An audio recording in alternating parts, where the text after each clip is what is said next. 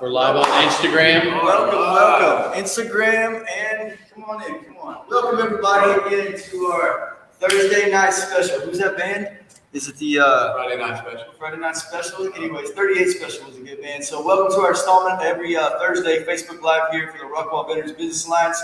Got my man, the Honorable Casey Ashmore, and Doc Rannigan over here. Y'all know what today is, though, right? What is it? Today is doggone $10,000 Thursday. What day? You know what day it is? $10,000 Thursday. And if you don't know, now you do. Yeah. So if you ain't out there crushing it this week, we need you to. We need you to step your game up, check off the cobwebs, don't hit the stop clock, get out of bed till you get some, okay? We got some great content. Yeah, there's only 3 days left in the work week. You can still make it happen. Get after it. With that being said, talk about the hardest working man that I know aside from these three men right here. Our boy Darren Shue with Sanitech Services. He's our member spotlight of the week here. If you don't know about him, go Google his page. We'll put his information here in the comments or whatever. But Darren, I personally use him as a client to clean some carpets. He worked at a lot of places here locally that does some clean floor. And I'm talking like, you want your garage floor done? You want your shop done? Holy moly, you got to get this guy. Yeah, I mean, he'll make it amazing. Absolutely. His epoxy work is top notch. He has invested tons of training into laying epoxy floors. And I'm telling you what, they're so badass that we can eat off of them. I'm telling you what. They're it's amazing. clean. They really are. They are fantastic. And that's not all he does. You know, it is a cleaning service, and if you've got some issues going on with carpets, this, that, and the other, they got products, they got materials and know-how that really just puts them at the forefront of they're the industry leader. But when it comes to this, magical epoxy floor stuff, just check their work out on their Facebook page and their social media feeds. It's really spectacular. And not only that, but he's a great guy. He's the epitome of our patriots in this group. So you guys know, quite some time ago, we opened this up to veterans and patriots. That guy, he'll tell you the same story here, did not want to interject himself into the RVA because he respects veterans so much he thought he wasn't worthy. Well, I'll tell you one thing right now, he's one of our best members. He's one of our biggest advocates. He's one of our best friends. So not only is his company outstanding, but he's a great guy. So if you need your floors done, whether that's hard floors, soft floors, give him a call. I'm going to throw the information in Facebook Live. Without further ado, I say that every week. I don't know. Right. Kick it off, boys. That's it, man. So we got some great content. And what we're going to be speaking to you guys about today is reflection and understanding how we're going to reflect on 2020, not only in your personal life, but in your business life, your relationships, and how we want you guys to scale up moving forward into 2021. So Casey has put together some great content. So I'm going to let him kind of spear the head and kind of set the tone for tonight's meeting. And then we're going to chime in as we see fit. Right on. Thanks, Doc. So, this is the end of the Halloween season. And in North America, if not the world, it is one of the most beloved holiday seasons. It is really the kickoff to the end of year season. And it culminates around All Saints Day, the Day of the Dead, Dia de los Muertos, and of course, All Hallows Eve, right? That basically 3-day weekend from the old church holiday where we honor and reflect on our mothers and fathers and grandmothers and grandfathers who came before us, and also the saints. I mean, that's what it was really originally part of the church calendar. But there are some things that we can learn from all of this, right? All Saints Day, All Hallows Eve, Halloween, it falls in quarter 4 after the harvest, right? It's the beginning of the good times, right? You've worked hard all year, you've brought in your crop, and now you need to reflect on your blessings, right? Your gratitude. And you also need to reflect on everything that, all your wins and your learns from quarter 1, 2, and 3. And 2020's been, there's definitely been some learns, right? We've all learned to stockpile water and toilet paper and paper towels. Let me check it out. We're not really concerned with 2020 because 2021 is going to be so bright we can't see anything. Right. I got this bright light over here you can't see, and I got to put my shades on because it's crazy. But reflection is important. Reflection is a time for me personally, after talking with you guys, kind of building this this whole idea here. Reflection is, to me, the word that comes to mind, and the action item that comes to mind for me is growth. Yes. Absolutely. Right? Growth is about, reflection is growth in my books. Yeah. Yeah. And it's an opportunity. You know, I like to joke a lot about farm chores, that I'm too lazy to be a farmer and this, that, and the other. But this is, you know, harvest is out. It's time to put the winter wheat in, right? You got to start thinking about what you're going to do to make your soil fertile for next spring, right? You know, this winter is going to be shorter than anticipated, and the next thing you know, it's going to be hustle bustle, right? So, you know, it is a time to reflect with gratitude, what have you, but it's also time to make sure you're looking forward. I think we're looking forward to some better work in our studio. That's one thing we've tried to do. We're trying to step up our game. We're trying to step up our filming. Yeah. You know, we're putting a live stream on the Facebook, right? And then we're also going concurrently on the Instagram. And you know, the next thing you know, we're going to be on the YouTube, and we're going to be on everything but Chinese. Snapchat, Yeah, TikTok, yeah, we're going to be. but no Tenderizer. We ain't doing that. So here's the deal, guys. Let's go back to reflection, and let's talk about, you know, you explained All Saints Day, Dia de los Muertos. How do you say that? Forgive me if I butcher that. Oh, you butchered it. Yeah, yes. The lesson here, though, is that reflecting after the harvest season, which we're in now, Q4, right? Yeah. It's a good check on the back road that you've traveled, and to acknowledge with gratitude your company's wins and learns, and make the course or change and make the course or compass bearing for the road ahead. So, being that we have the Coast Guardman here, and he loves the story about boats and George Washington and all that, I love that you put this here. Look, guys, this is something else. Look. These are notes, right? So you know that we're not spitballing this here. Casey put these notes together. He's actually been doing it for the last 3 weeks, so thank you, my brother. You're very welcome. Appreciate you. Yeah. I love doing it for all of y'all. The biggest thing that I want to hear about reflection, because I think the idea of reflection to everybody means something different. So I told you what reflection means to me. Let's hear what reflection means to you guys. Like, what does it mean to you? Growth is what mine is. What does it mean to you guys?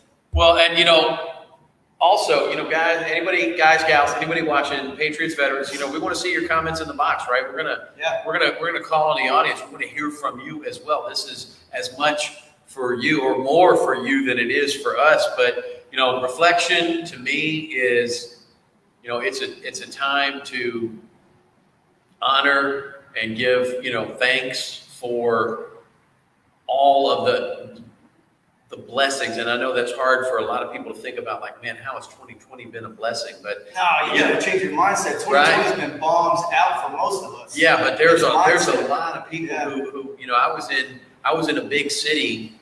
It's a great town to be from, but I was in a big city this week, and I won't say the name, but it rhymes with Houston, Texas. And I think that whole city has a mind funk. I mean, I was at the AMC 50 or whatever the heck it was on a Sunday night, and there was 8 cars in the parking lot. And I mean, people have let this virus get them down. They've let this, you know, global pandemic. And here's what I mean, you know, this is a time to reflect on how to self-improve, how to make sure that you more bulletproof your mindset. You know, everybody, hey, Houstonians, you guys prepare for hurricane season every year. You go to the Home Depot and you buy plywood, you go buy food, you go buy non-perishable goods, you go buy canned milk, powdered milk, peanut butter, this, that, and the other. What are you going to do to bulletproof 2021? So if there is another situation like this, right, you got all those things stacked up like you would prepare for hurricane season. That's one of the things I'm reflecting on, right? I want to be bulletproof if there is ever another pandemic and a worldwide economic stall, this, that, and the other. I want to make sure that I am bulletproof, right? That's what I'm reflecting on. So if reflection to me is growth, reflection to you is planning. What's reflection to you? As I sit back and listen to you guys talk about how 2021 has treated you, it's gratitude. Okay. How grateful I've been with the team that I have within my businesses, my undying support from my wife and children that allows me to come out here on Thursdays and present this information to you guys. I've been extremely grateful I myself has been more fortunate during 2020 than a lot of my counterparts. And because of that success and the growth that I've had, I have now been given the ability to give back to those that need it the most. Yeah. And so when I reflect on the things, I just say, wow, I'm extremely grateful for the blessings that have been bestowed to me. Yeah. And I can't thank the people around me enough that have held me accountable, right? So that's something I reflect on. Who are the people and the relationships that I've built over a period of time that have held me accountable? What are the groups that I've been a part of that helped me go to the next level in business, right? What are the books that I've read that have helped me mold my current mindset that will continue to help me propel in life as a husband, as a father, as a mentor, as a leader, as a business owner? So that's where my reflection really dives down into, is the gratitude that I have for the people that I've been so fortunate to shake hands with and just get through the bullshit that we've all had to get through in 2020, and just be grateful that, man, I'm still alive and kicking it. I don't have rounds coming at me today. You know what I mean? So gratitude is probably one of my biggest things that I can reflect upon. You know, I'm looking at this real quick right here, and we're writing down some notes here because, you know, we started this whole push in Q4 about crushing Q4, right? Sure. But don't forget, that was the whole reason and the whole mindset behind the 90 days in Q4, what we're talking about. Really, it was 68. It was 68 with the holidays. So if you're talking about the three things we just said, and it's funny how these work out because we're all different people, different businesses, different families. You're thinking about growth, you're thinking about planning, and you're thinking about gratitude. I'm almost going to say, if you take and write those three words down on whatever piece of paper that's around you today, right now while you're watching this or replaying this later, write those three things down, you will crush 2021 with just those three things. Oh, absolutely. There's no doubt out of my mind that if you plan, you will grow. If you are grateful for the planning and you're grateful for the growth, you will. You'll win. You'll win all day long. And you'll win tenfold. I don't know where it was written, but I think it says the meek shall inherit the earth. Yeah. Right? Yeah. Those that are humble will inherently become the most successful. If you're out there boasting and bragging and telling people how successful you are, and I did this, and if every sentence that comes out of your mouth starts with the letter I, you're wrong. Right? Yeah. Because I promise you, I did not get me to where I am. That is today. absolutely right. I didn't. You know, and hey, real quick, Jamie Bonetto, hey, Marine, thanks for showing up week in, week out. And we really appreciate you. And we understand you got to duck out early, and it's for the best possible reason, because you got a phone meeting. So get out there, hustle after it, and remember, you know, we love you, brother. We're here to support you. Thanks for being a part of this. Anthony, we see you out there, man. Thanks for good evening, brother. Thanks for joining us. Darren, good to see you, man. You know, we want to hear back from you. You know, we're talking about what we reflect on. You know, All Saints Day, All Hallows Eve, right? I mean, yes, it's a time to reflect on all the blessings of the year, the harvest, your loved ones who came before you, all the people who have helped you become the man or woman you are, right? That it's a perfect time to do that, and focusing on growth, planning, and gratitude is just a great way to honor that, but also to make yourself for the setup, right? You got to plan your winter wheat, folks. It's the setup for the spring, right? You know, because the next thing you know, right? It's going to be here. And the other thing too, guys, is like as you're reflecting, as you're being grateful, as you're planning it out, keep it fun, keep it light. Absolutely. Right? There's no, okay, so let me ask you this. If work sucked every day for you guys, would you do it? You probably think something else different, right? To me, I always tell my guy, I just brought on a new employee 30 days today. I'm super pumped for him.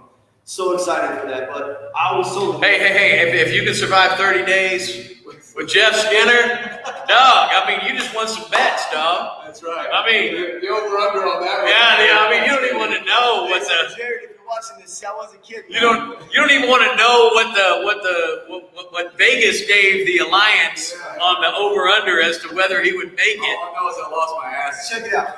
Exactly the point I'm making right now. We do this because we have so much damn fun doing it. Yeah. The brotherhood, the camaraderie. while you're reflecting. Maintain a positive attitude and have fun with it. Yeah, be around people that you can be with, that you have fun and laugh, and be around people like these guys who hold my ass to the fire when I don't do what I'm supposed to do.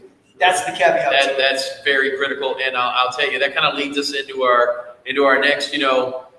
Why is the Halloween season so popular? Why is it such a big deal? It's turned into this. I mean, we were talking about what we can learn from Halloween baddies and bad guys and monsters over the course of the last couple of live sessions. But this is one. Why is Halloween such a huge part of the holiday season, man? Because it's fun, right? It's fun. People enjoy it, and it is the kickoff. Jennifer, my wife, will tell you that it's a kickoff to the most wonderful time of the year. And that's the woman who puts up a Christmas tree in June, right? Yeah. Hashtag fact. But I mean, with the exception of Santa Claus, right? And that's really, really for the kids, right? And it's a magical time, especially for children. I love Santa, and Santa's real. Santa's real, dog. But the thing about it is, it offers a lot of fun, an opportunity to have fun, and you need to embrace that and emulate that in your job, in your workplace, and what have you. Otherwise, you're just, we've got a colleague, Katie Rice. She's fantastic, and she challenged all of us this week just to think about something. Are you at work to work or to prosper, right? And man, just think about that. Are you at work to work or to prosper? Are you just in there punching the clock, grinding it out, getting your check, phoning in, phoning out? Yeah, we've all been there, right? That job you had in high school, maybe, sacking groceries or working at the McDonald's so you could have extra money to buy a car at the end of the summer. I think there's more to it than that. I think there's grown-ass people that have had jobs for 15 years that are in the autopilot mode. Yeah. There's people right now that I know that have been in their profession for many, many years that are in that mode. And they're having zero fun. They have lost the joy of what they're doing, and they're not prospering, right? They're just working. They're just working so they can, get to the end of their life, and they never got the iPhone 4, and they never bought a Starbucks. And instead of being happy and healthy and whole, they're just old, right? I mean, you got to inject fun in your life. And that's why, Doc, I know that you have a very serious business and a very dangerous business, right? You're up on roofs, you're metal roof crew, you've got a tar roof crew. I do. Yeah, and you got a shingle, a composite shingle roof crew, and that's dangerous work, right? It's safety lines, it's hats, it's boots, but it can't just be all about safety and the grind, right? Good time out there. We'll cook for our guys. We'll turn on some jams. We'll get a mariachi band out there sometimes. You just never know. And we also have another doggone company where we deal with COVID testing, right?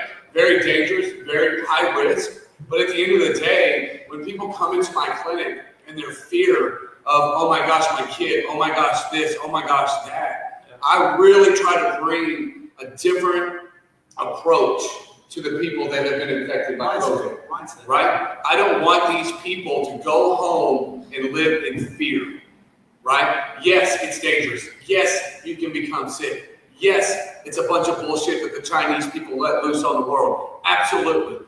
At the end of the day, though, you cannot steal my joy. Right? We were just talking about this. Someone asked us, we had a pre-leadership meeting right here.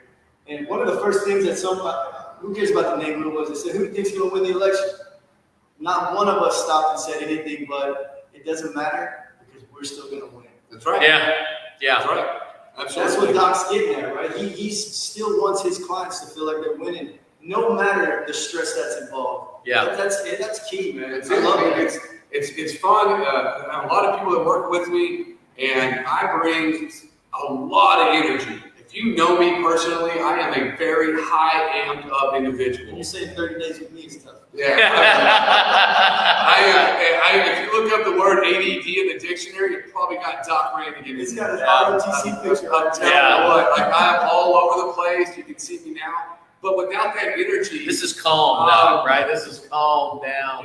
Without that energy, your business is going to suffer because you're going to be boring, drab, sad. You're going to come in, the guy's always going to be pissed off because I can turn a freaking frown upside down quicker than a quick, because I don't tolerate it, because I live with a simple joke. And hang on, I want to touch real quick on that. The jumping into the joke. I mean, there's something. Let me just ask you. I'm going to ask the people watching, our audience, what have you. It's like when someone makes you feel good, even if you elect not to do business with them, don't you leave that encounter feeling better than just think about Eeyore and Winnie the Pooh, right? Come on. The Winnie the Pooh? right, it's like the henny penny, the sky is always falling. It's a very monotone delivery. But if you even if you are selling something as boring as legal services, you can help a client feel better about the problem they have by elevating them a little bit with some fun. But, right, a little bit of humor, right? It's a mental break. It gets them back out of the seriousness of the 15 to 20 year sentence in prison that they're facing, or whatever the problem they might have, right?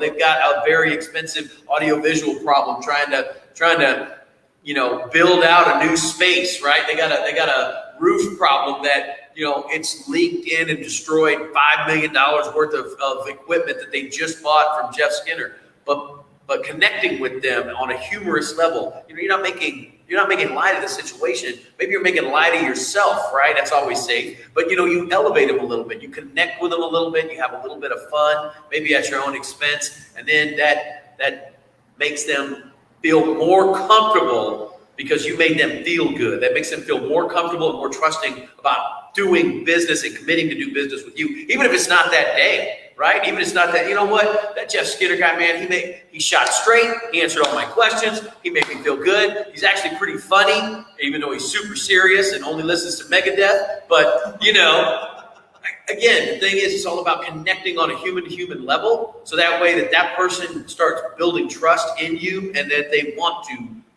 actually seek out to do business with you. Well, and that all starts with communication, right? Absolutely. In order for any relationship to be successful, the communication flow has to go both ways. It has to be honest. Sometimes it has to be candid. I've been known to be a little rough around the edges. No. I've been known to be the guy that's a straight shooter, almost to the point of, hey, that's a little rude. You know what I mean? But I would much rather be the person that communicates straightforward, honest, and open.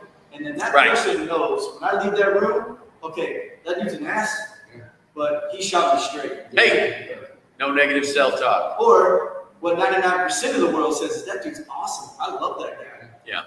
Because most people, and this is from own personal experience, if you're honest and transparent and you communicate that with them, with your client, the end result is going to be you have a client for life.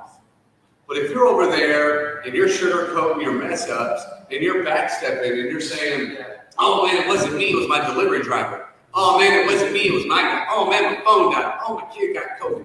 Whatever your bullshit excuse is, right? That's what it is. Because that's all it boils down to is accountability. Are you going to hold yourself accountable when running your business? Because at the end of the day, that's all that matters. The only person in your company that has to be accountable for everybody else is you. If you're an owner, if you're an owner, some people here aren't the owner, but they're still in vital key roles. That's right. But this communication skill, right? I'm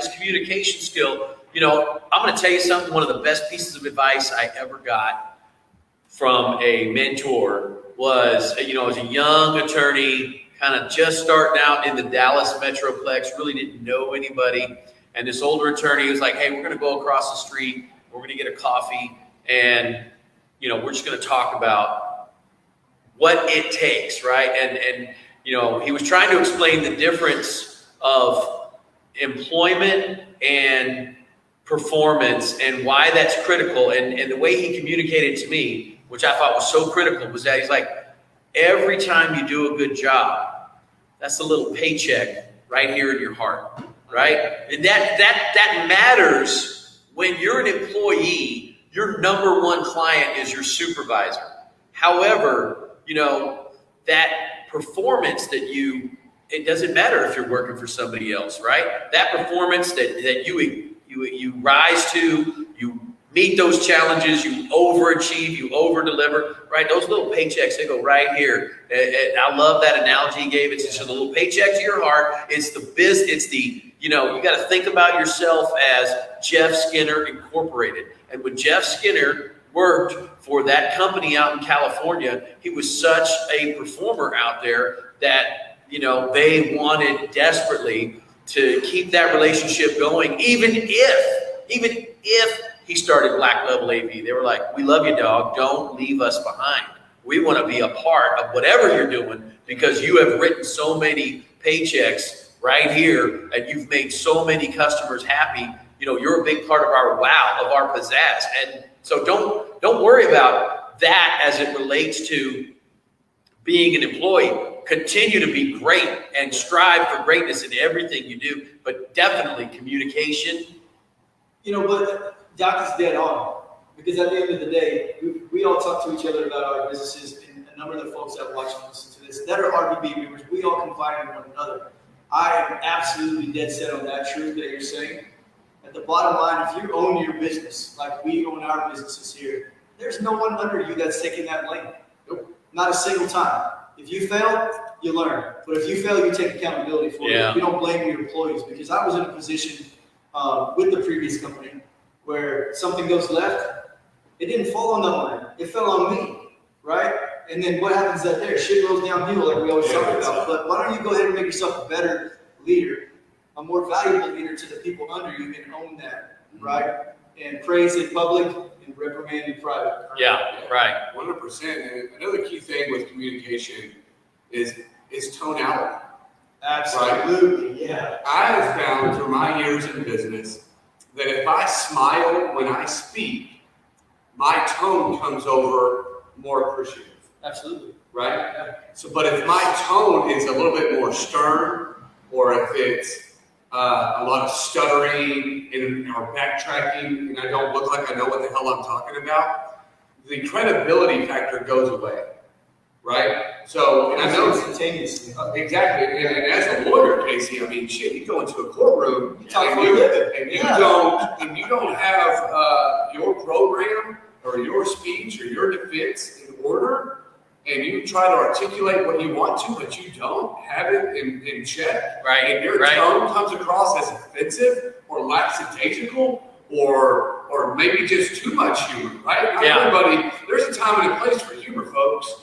But if your tone in your conversation is begrudging or aggressive or passive aggressive, that can ruin a deal in a heartbeat. Yes. So just be cognizant that when you are talking to your client, that you understand who your client is, right? And that's where we talked about a few months back about understanding the culture of your client. Yes, that's right? critical. So depending upon where your client is and who they are and their cultural background is going to dictate your tone. Yeah, generational awareness. I love that, because that's hitting home to me.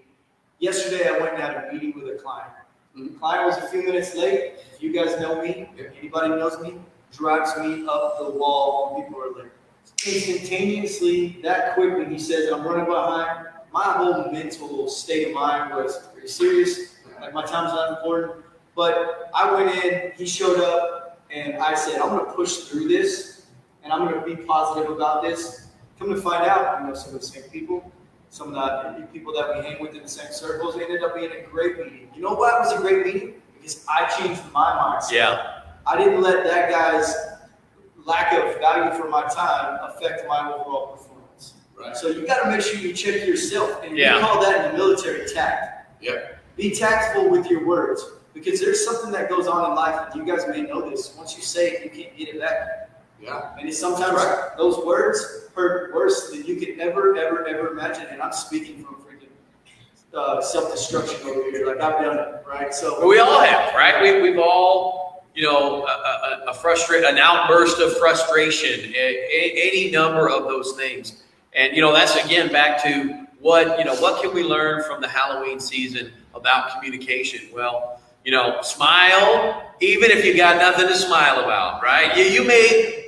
when you're in any business, You're selling, right? You are selling something, right? And what you're gonna knock on some doors, and it looks like the lights are on, but they're not home. And you're gonna, there's a pumpkin on the porch, but they went to a Halloween party, right? You're gonna have some strikeouts, but keep going and attempting to communicate. When you walk into a room full of strangers, and that is the first couple of times you do it, right? Especially if you're a young entrepreneur and you don't have the full conviction of how to deliver your elevator pitch. You're a little self-conscious. Man, these cards are from Vistaprint, and I don't know if they look as good as somebody else's, or whatever the thing might be.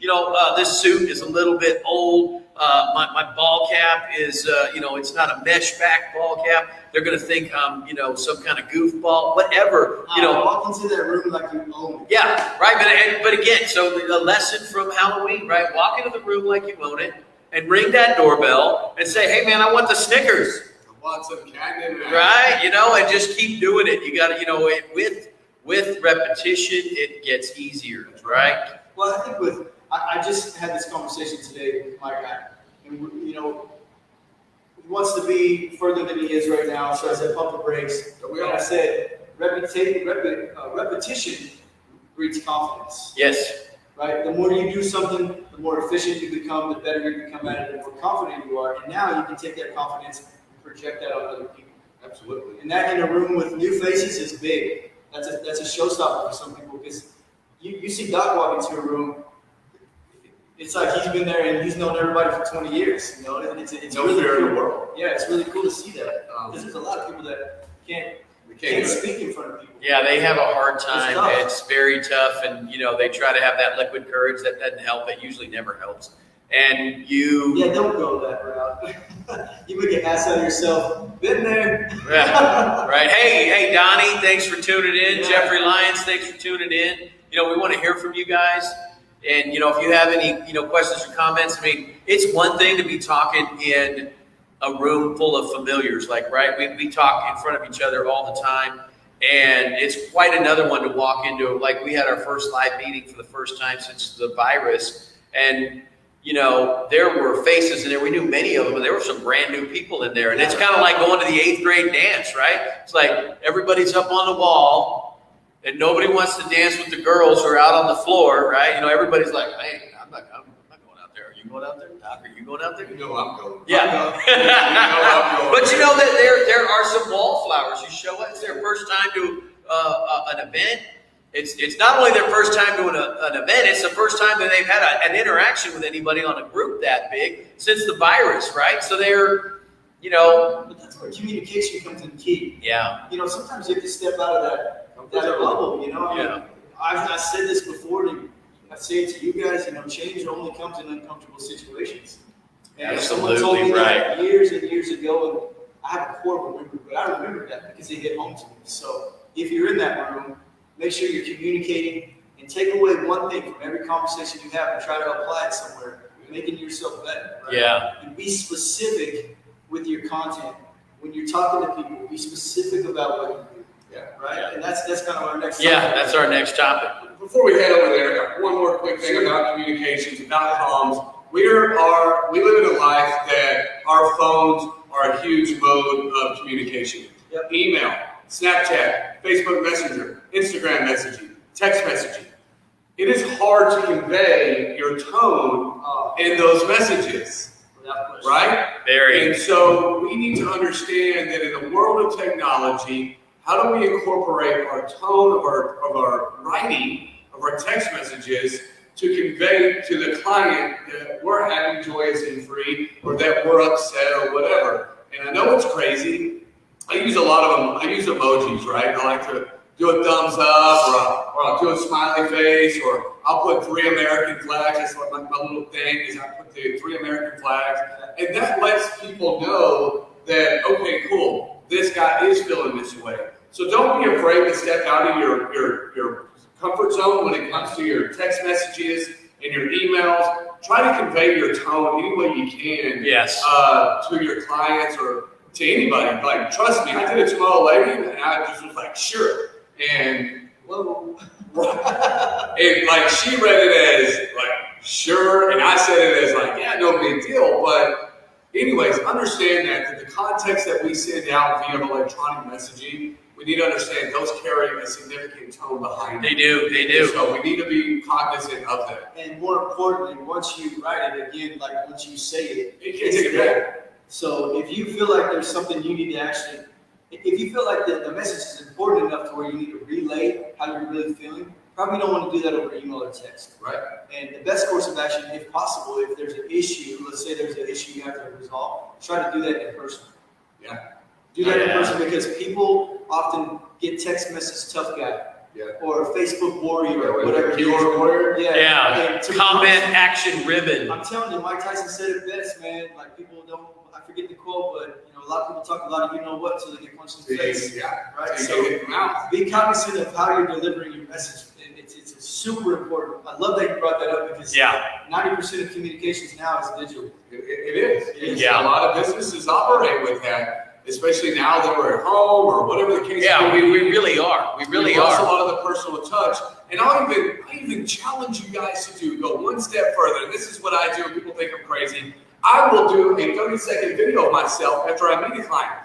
Hey, Mr. Homeowner, thank you so much for meeting with me today. Just want to say thank you, blah, blah, blah. And send them a quick video message of me. What that does for them is they know who you are, they recognize your face, they hear and see your tone, they see your excitement, right?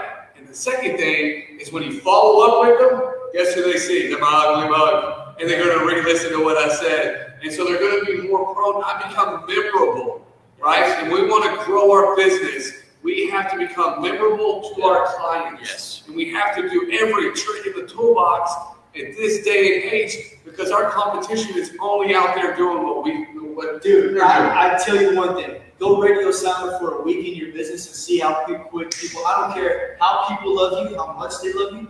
Go radio silent in today's day and age for 1 week, maybe 2 weeks. Guarantee you they done found somebody else. That's right. Without question. Yeah. So you got to take a page out of the Honorable Casey Ashmore right here and do a video every 10 minutes. Yeah. Like he's doing one now on his phone just so he can do his videos over and over again. I'm going to tell you, man, it's a critical way to communicate, and you know, and what Doc was saying, you know, it makes them feel good, and it gives them it's just a little way to personalize the relationship, to deepen the relationship. That's kind of like, you know, you going, hey, trick or treat. Right, you know, hey, you know, oh yeah, that's the cute kid in the ghost costume, right? Yeah, exactly, and then you know, while we're drilling down on communication, one of the things that's critical when you're communicating is, you know, one, knowing the difference between conversation and communication, and that really, I think, in a lot of ways goes down to specificity, right? And it's like, hey guys, where are we going to go to lunch? Well, I don't know. Where do you want to go to lunch? Well, I was thinking about Wells. No, I was thinking about In-N-Out. You know, okay, so we've identified generally it's burger. And you know, there's a debate that happens about which burger stand, right? Well, you know, the fries are better at Five Guys. In-N-Out again. He's a one-letter country. Okay? Right. Well, I mean, I haven't even gotten down the list. I just started on the list, and he's already broke. But see, that is a conversation, right? That is not that's a little different than, you know, what we're talking about in a business communication where specificity is critical. Absolutely. So where's specificity critical, like at Black level? I mean, You know, it's critical from day one to me with a project management background, processes, procedures, and a specific scope of work. I use that term, those 3 words, scope of work, with my clients every time I speak with them. Because it's critical to understand, number 1, expectations from your client. Number 2, the scope of work. Because in the world of project management, there's this thing called scope creep. And I just had it this week with one of my clients, right? We had a scope of work agreed upon. Next thing you know, it doubled. And I had to go back to the client and say, okay, hey, listen, you understand we agreed to this. I'm more than happy to do this for you. But we have to present you with a change order and it needs to be approved before you take action. That's right. Because there's nothing worse than going into a job with a scope A and then coming out with a scope B and then going back and say, oh, by the way, you owe me another $5,000. They're going to be like, what? So hold up, pump the brakes. So where specificity is important to me is every single time I talk to a client, I talk scope of work. Yeah. Without question. That happened to me this morning. Yeah. You know what I mean? I was very candid with the homeowner. Yep. And I said, hey, this previous company really underbid this job. I'm just being straight up with you. I said, I'm going to try and honor the price that you originally agreed to. Yeah. But at the end of the day, they priced you with subpar material. Yeah. They priced you with subpar work. And I said, you brought me in for a reason. You brought me in because I'm the best at what I do. Yeah. And yes, do I cost more? Absolutely. You know why? Because my time is more valuable, my knowledge is more valuable, my experience level is more valuable. And people will pay to have the job done right the first time than to try and shortcut you. And if they are trying to shortchange you, they ain't your damn client in the first place. I love it. Because not every client is your client. That's right. Yeah. So being specific with your client, with your business, is crucial to the success and the growth of your company. I think it's brand. It's brand. It's your brand, right? So, Casey, you being in the legal field, specifics are what win in those cases. Yeah, right? it really comes down to specifics. I mean, it really comes down to specifics, but I completely understand how the scope of work can creep into something else. You know, a client comes to you, hey, I just need you to help me organize this business, right? Or I already have an existing business and we're about to do a joint venture. We just want you to review our agreements and, you know, look for any tripwire. We know you're a trial lawyer. You're not really a drafting lawyer, but we want the perspective of somebody who argues about the specifics in these agreements. And then that scope creep occurs, and the next thing you know, you're representing them in 3 lawsuits, right? But you're SOW, and for, you know, write that down, right? If you see SOW, that is not talking about a pig. It is not talking about farm chores. It is not talking about slop. It's talking about the scope of work that is defined in the agreement you have with your customer, and that can very quickly escalate. Hey, Doc, I need you to come over and look at my house. He does a great job. Next thing you know, I'm like, hey, you know, I got 2 rental properties. I want you to go look at those 2. But I don't sign we don't ink a new deal, right? And SOW is for house 1. He's already done 2 roof inspections and put in insurance claims. He's already trying to make those deals happen for me. And then he's like, hey, I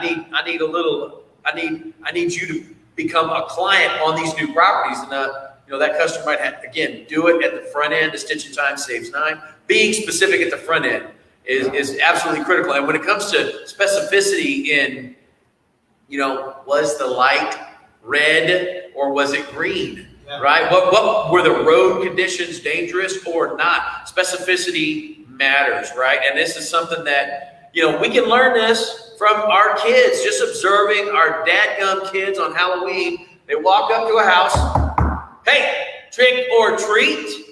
And, you know, sometimes the homeowner might throw one back on him. He's like, well, how about a trick? And the kid's like, just give me the candy, right? They're just there for one thing. They're very specific. And I don't want the M&Ms, and I don't want the peanut M&Ms. I want the Snickers, and I want this bag of pretzels, right? You know, kids know exactly what they want. And a lot of times, you know, of course, they're going to be humble and take with, you know, a gracious heart because, you know, but if there's an opportunity, right, if it's a smorgasbord, you know, the house, you know, I go to Doc's house and he's out trick-or-treating with his little kids and they just leave a little smorgasbord out there. My kid's going to go through there picking and choosing, right? They're going to get specifically what they want. And then same thing, when you're making, hey, man. You know, I'm also, while we're talking about this, and we're drilling down into being specific, you know, you can apply this to your business as well. Right. You know, when I started Black Level AV, I was very specific with my business plan. Yeah. I knew that I did not want to be an AV company that also did HVAC, plumbing, and electrical. You know, be specific with your goals. Be specific with your actions. Yes. Be specific with the people who you surround yourself with. Contracts that you write. Yeah, I mean that goes without saying. You know what? I would say we could do a PM little segment, and I can break that down because that's what I do. But what I'm getting at here is be specific with the people you surround yourself with, If you have questions on scopes of work, anybody who's rewatching this or whatever, I'm happy to do that for you. I think that just needs to be its own series. I've done scope of works for $1 million AV projects. You want to talk about $1 million in AV? You better be pretty daggone specific because $100,000 can be eaten up like that. Well, and here's one last thing on specificity because the hour is winding down. We don't want to keep anybody late. And but one thing you can talk in specifics about how great Doc's residential roofing is, what black level A, B can do, but you need to be specific about asking for the business, right? Yeah. If you vetted the customer, you have vetted that customer, you qualified them, you know that they either believe in and love your product, they gotta have it, right? And they know it'll fix their problem. One or the other, right? Or they know both, right? And we know it'll fix the problem, and we believe in and love the product. You gotta be specific and ask them for the work, right? And that means a written proposal that is presented to them so that you can fully engage and give them those services that you've been specifically talking about for the last setup, however long that setup is. 30 minutes, an hour, 2 hours, whatever, you got to come out and do a bunch of measurements and this, that, and the other. However long that is, don't forget to be specific and ask for the work. And expectations, I think, is expectations. Yeah. Well, I'm closing you. I'm going to let you know. You got me out there and we're talking and we're guiding and we're talking about everything and the conversation is going well and we've communicated well and we're specific on what needs to happen. You bet your ass a pin's coming out and a contract's coming out and we're closing the deal. Because that's what we're in business to do, folks. Yeah. Okay? We're in business to be closer. There's a key difference between a salesman and a closer. You can try and sell, but I'm here to close the cake and make money. That's what you're here for. That's the whole mindset that we're here for. That's the whole purpose of the alliance. That's it. Right? To lift each other up, right? We rise by lifting each other up, by lifting others up. And remember, if you're not asking for the work, yeah, okay, man, black level man, that guy was so great. He said he was going to get back to me with a proposal. But he didn't. So I called Doc's AV.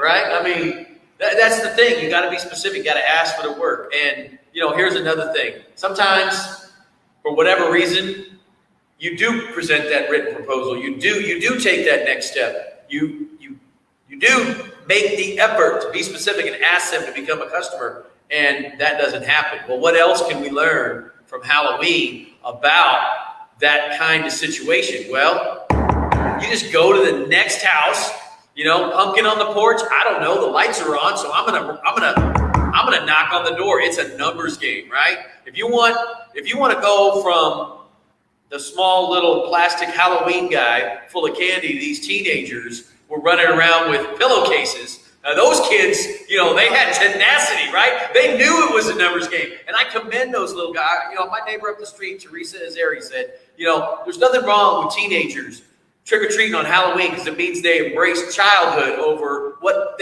other activities they could have been doing. Some of the activities I was doing, right? Pranks, cherry bombs, hanging out with my good-for-nothing thug-ass friends, and basically up to no goodness, right? And instead, these kids are running around with a pillowcase full of candy, right? And why? Because they just kept knocking. They just kept knocking, right? And people are like, you know what? They wore a costume. They're funny. They're embracing childhood. They're embracing a good. So it's a numbers game, right? So what can you tell us about how many people you got to get in front of and the tenacity that takes, Jeff? I keep thinking of what Doc and I was saying. Get in front of 100 people a week, right? We talked about that a couple of years ago, I think, and that really stuck to me because if you can get yourself in front of 100 people a week and you can close 50% of that, that's a pretty good odds, right? 1 out of every 2. Now, the likelihood of getting in front of 100 people a week, that's a tremendous number. That's a big, hairy, audacious goal. That is a BHAG! Lions, we see you out there. Yes, that's right. This is the Beard Gang. So that's right. A numbers game, it's not only about getting in front of people, but it's the closing. Because I'm not in this business just to do free consultations. No. Damn, no, that ain't it, right? No. So, yeah, and you hit me with something that that hit me was like, I called Skinner, but he never got back to me. I have clients right now, a couple right now, walkthroughs that have done it, so that's a follow-up for me. But get in front of people. That's networking. That's prospecting. Yep. That's you're doing everything you can to bleed your brand. Yeah, That's yeah. The thing that stands between all of us when we started out and prosperity was obscurity, right? Doc's Residential Roofing. I mean, you've known him since high school, but the brand Doc's Residential Roofing, you have not known since high school. No, absolutely. Right? And Black Love, you've known him since high school. And, you've both known me since I was on parole. So, no, I'm just kidding. No, seriously, though. It's the situation is when you're new in a business space, you've got to start, that footprint of your brand. And that footprint is you, right? That footprint, like Hype Train Media, right? Jeffrey Lyons, we've known Jeffrey for years. He's been a big member of the chamber, a big member of the YPR, but he represented other companies in the chamber.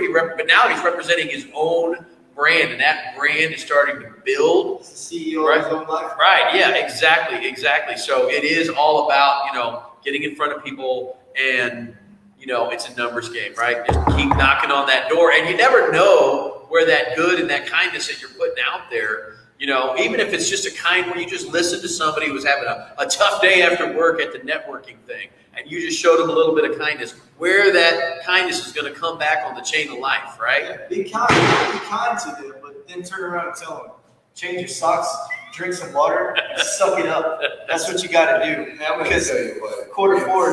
Whoa. Quarter four. I'm going to tell you what.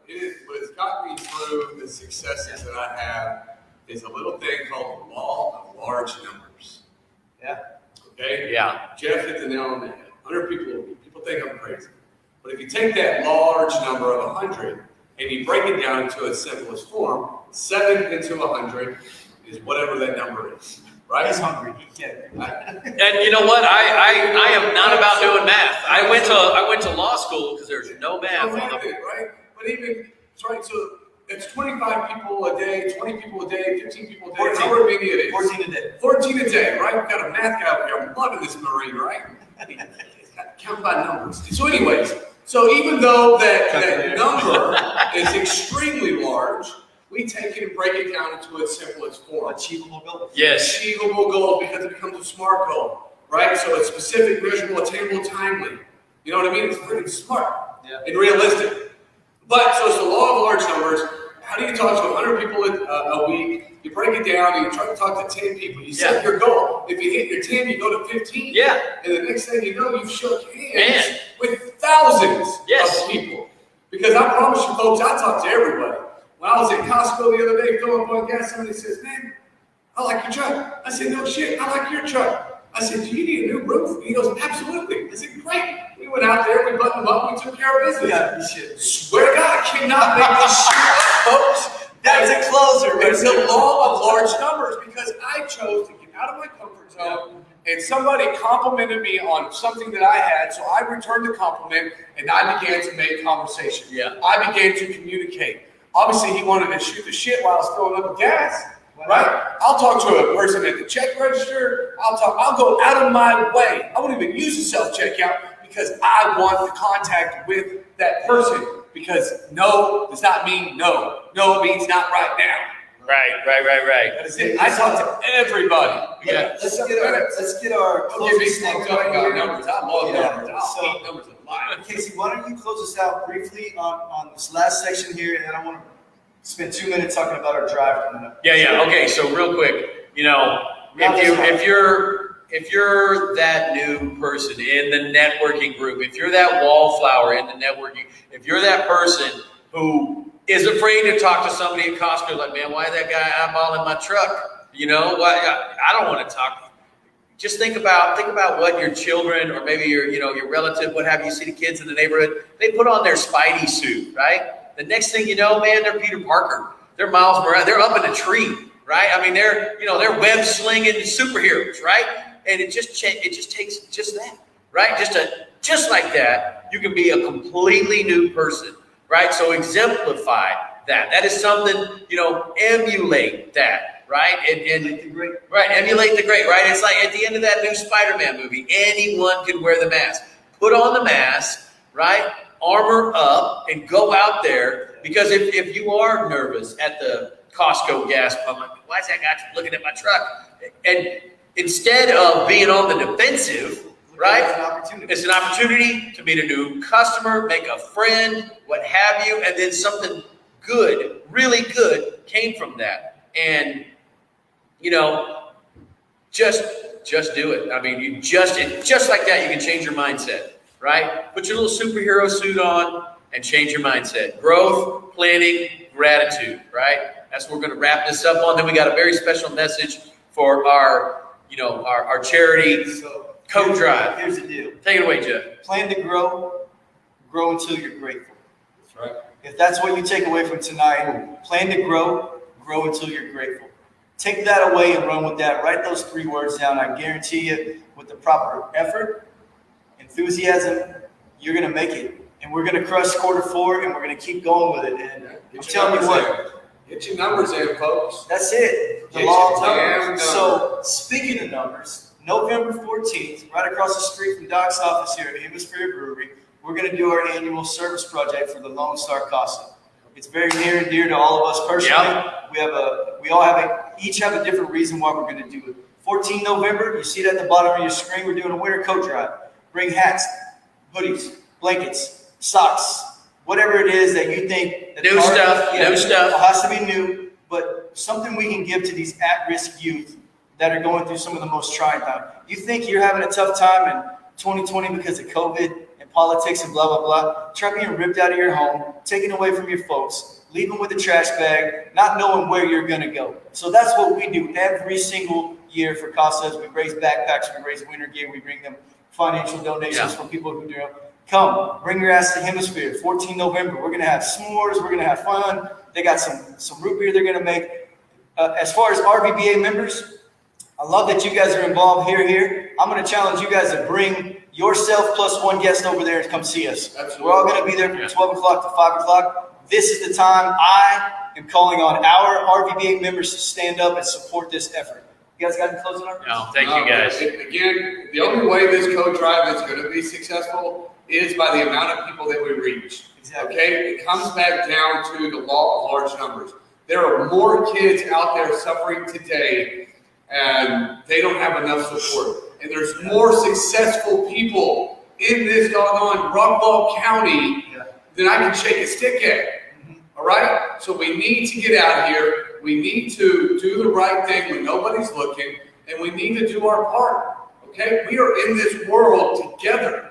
It doesn't matter who's in office. It doesn't matter what pandemic is happening, because time stops for nobody. The world will continue to turn, and children are the ones who are suffering the most. So get your asses in gear, bring out a coat, come out November 14th, and enjoy some fun, and know that you've done something right for a lot of good reasons. Yeah, selfless action. That's where it starts. That's what we're all about. We're a group of veterans and patriots that all come together to promote business success. Don't get it twisted. We're here to hang out and have fun and a good time. We're not just a networking group. As a matter of fact, I'll go ahead and say it. We're not a networking group. We're a business success group. Right. We're a mentorship program for small businesses that helped me as a small business get to where I am. And I still got a whole hell of a lot to do. Yeah. By hanging out with guys like this who have been in business for 10, 15 years, get yourself involved with this program. You got any questions? We're all over Facebook. We're all over Rockwall. Hit us up, stop by, take a picture of our truck, call us, whatever you got to do. We're here for you guys. That's right. Thanks for tuning in, guys. Yeah, I can't tell you how much appreciative we are that you guys show up, you dedicate your time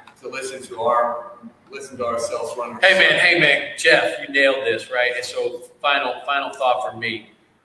Thank you guys, and thank you everybody who's listening and out there. And I hope it brought you as much value as it brings us. Plan to grow, and grow until you're grateful. Man, get your winter wheat in, guys. It's going to be $25,000 Friday. Go kill it. Boom. Yeah.